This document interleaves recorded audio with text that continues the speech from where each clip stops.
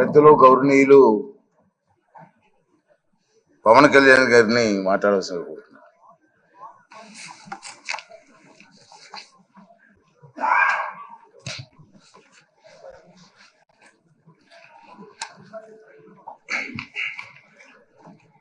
పదహారవ శాసనసభకి ఏకగ్రీవంగా ఎన్నికైన సభాపతి శ్రీ చింతకాయల అయ్యన్న పాత్రుడు గారికి హృదయపూర్వక నమస్కారాలు. మీకు శుభాకాంక్షలు.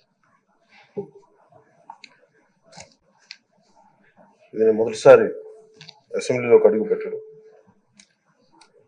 ఇలాంటి సుదీర్ఘ రాజకీయ అనుభవం ఉన్న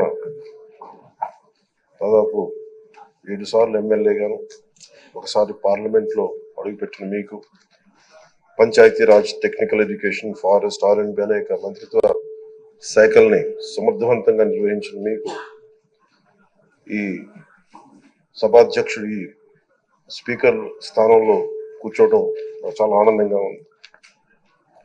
ఎన్ని దశాబ్దాలు ప్రజలు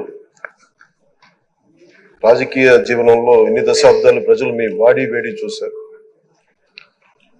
మీకు కోపం వస్తే ఋషికొండను చెక్కినట్టు ప్రత్యర్థులకి పదునైన ఉత్తరాంధ్ర యాసలో గుండు కొట్టేస్తారు. ఒకటే బాధేస్తాం సార్, ఇకపైన మీకు తిట్టే అవకాశం లేకపోవడం. కానీ ఇక మీద సభలో ఎవరు తిడుతున్నా దాన్ని ఆఫ్ చేసే బాధ్యత మీ చేతిలోనే ఉంది. మీరే మైక్ ఆఫ్ చేయాలి. అంటే మా చిన్నప్పుడు నేను చూసేవాడు, ఒకసారి అల్లరి చేసే అబ్బాయిని క్లాస్ లీడర్ చేసేవాడు చిన్నప్పుడు మా స్కూల్లో. కానీ ఇన్నాళ్ళు ప్రజలు మీ వాడి వేడి పలుకులు, మీ ఘాటైన వాగ్దాటి చూశారు. ఈ రోజు నుంచి రాష్ట్ర ప్రజలు మీ హుందాతనం చూస్తారు.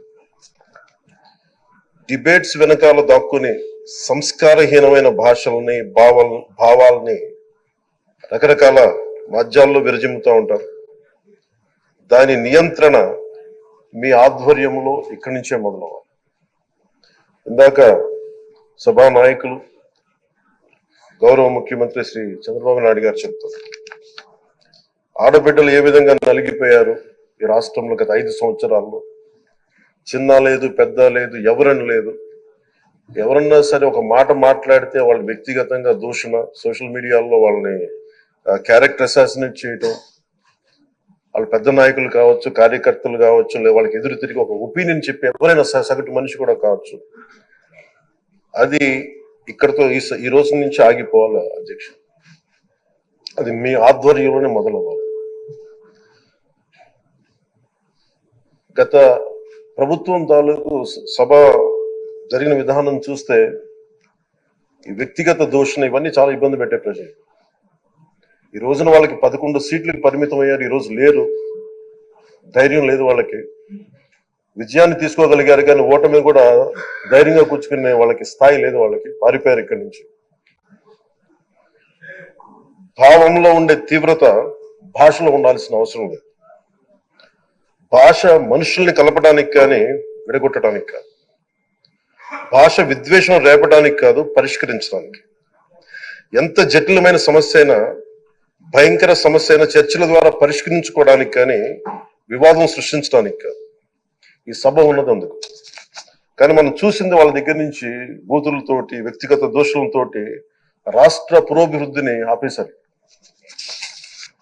అలాంటి సభ కాకుండా ఇందాక మన పెద్దలు శ్రీ గౌరవ ముఖ్యమంత్రి చంద్రబాబు గారు చెప్పినట్టుగా ఇది భవిష్యత్తుకి ఇది ఒక ప్రమాణం అవ్వాలి.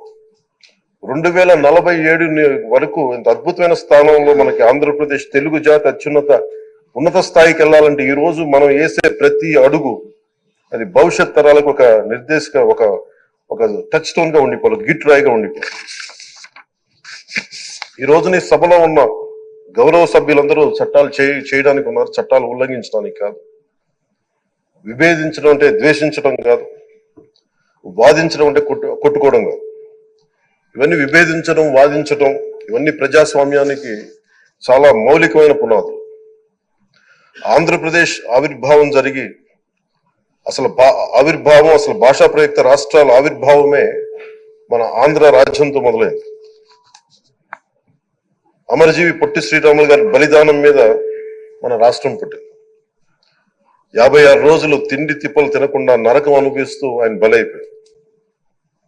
ఆయన మరణానికి చేరువవుతూ ఆమరణ నిరాహార దీక్ష చేసిన ప్రతి రోజు మనకి దాదాపు ఈ సుదీర్ఘమైన 6 దశాబ్దాల కాలం, 1.5 సంవత్సర కాలం, అంటే ఆయన ప్రతిరోజు చావుకు చేరువవుతూ భోజనం లేకుండా ఆయన గడిపిన ప్రతిరోజు మనకి 1.5 సంవత్సర కాలం. అలాంటి నేపథ్యంలో అలాంటి మహోన్నతుడు శ్రీ పొట్టి శ్రీరాములు గారి త్యాగాన్ని కనుక మనం ఈ సభలో ప్రజా సంక్షేమం కోసం మాత్రమే చర్చలు జరగాలి, వాదోపవాదాలు హద్దులు దాటకుండా ఉండాలి, వ్యక్తిగత దూషణకి తావివ్వకుండా ఉండాలి. అలా కాకుండా గత ప్రభుత్వం లాగే ఈ సభని తిట్లకి, బూతులకి, కొట్లాటకి వాడితే ప్రతి నిమిషం పొట్టి శ్రీరాములు గారి బలిదానాన్ని అవమానం చేసినట్టే. ఒక గొప్పవాడు, ఒక మహానుభావుడు బతికినప్పుడు మాత్రమే కాదు, చనిపోయిన తర్వాత కూడా కొన్ని తరాలు ఉపయోగపడతారని నిరూపిస్తారు.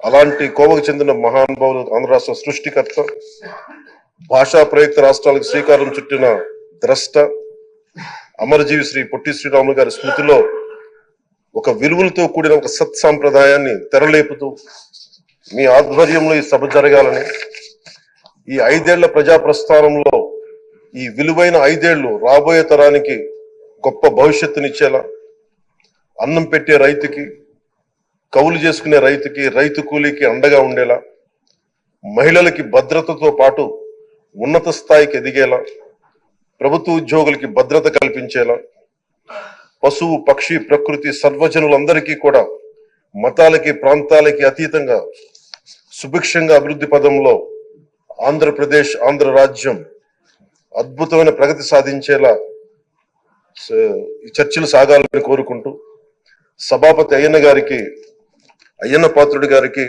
మీ ఆధ్వర్యంలో ఈ సభ ఒక సరికొత్త సాంప్రదాయానికి, సత్సాంప్రదాయానికి ఇది తెరతీయాలని కోరుకుంటూ మీకు మరోమారు శుభాభినందనలు తెలియజేసుకుంటాను.